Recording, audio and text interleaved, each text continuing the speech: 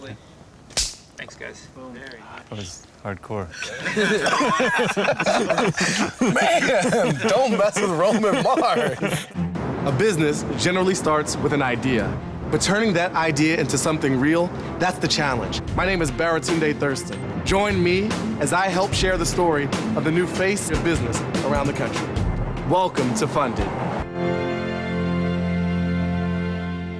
99% Invisible is a radio show about the human ingenuity of the man-made world around us. Focusing on architecture and design, it celebrates simple, intuitive solutions to complex problems. I met the show's creator, Roman Mars, at his home studio in the Berkeley Hills of California. When did you first start doing radio? I trained to be a scientist. I was studying the same gene of transposable elements in maize and corn, like Indian corn. Yeah. I had been studying it for about 3 years. And That's some really geeky... Yeah, it was pretty miserable. Yeah. I listened to public radio and I thought, if I could study a new thing every day, my life would be perfect, right, instead of studying one thing for 3 years. Yeah. So KLW in San Francisco was the first people to take me in. I started my own little show there. So from them, I learned how to fundraise on the air. Were you good at it initially? I was very good at it. Oh, really? I still go down, twice a year and do it. And is it an event that like, Roman's here, the Rainmaker's coming? A little bit. Roman produced numerous shows, but his greatest success would come from a little side project called 99% Invisible. What physical resources were you using to produce the early versions? Oh, just in my bedroom at night. The tone of the show is a really like late night, whispery, sort of inside the head voice. Yeah.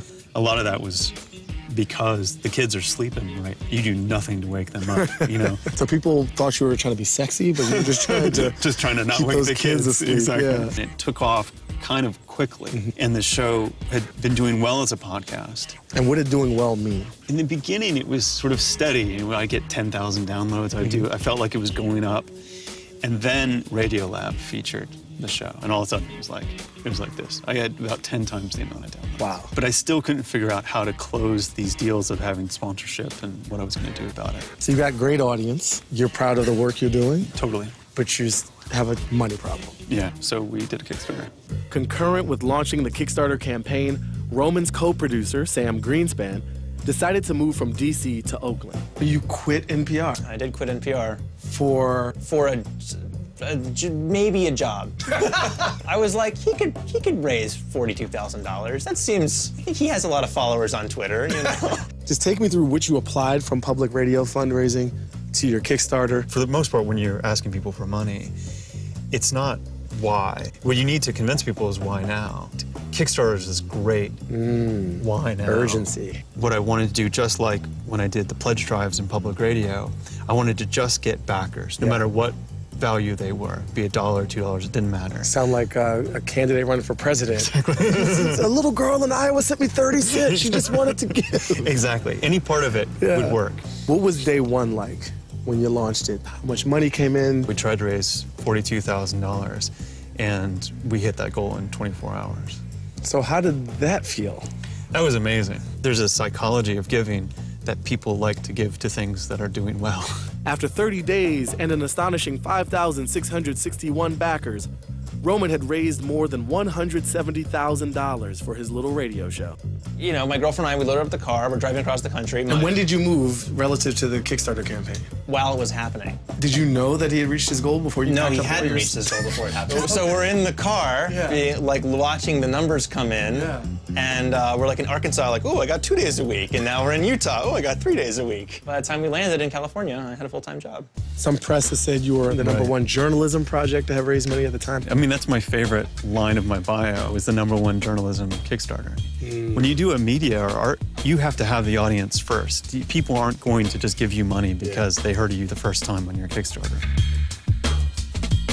So how did things change post-campaign with the show? So the first big thing was we added Sam. So the shows got better, they got more complex. Okay. And so more money came in because other money was already there. All of a sudden, for someone who's devoted his life to public media, I was considered a good business person.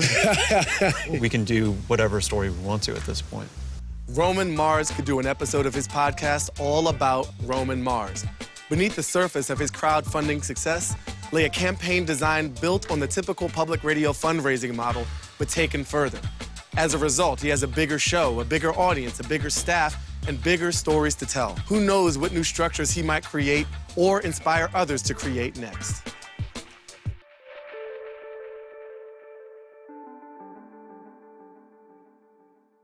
I realized that this was an interactive guitar. Right. It can detect what you're doing, but it can also show you. That's actually what got me to, quit my job. Yeah.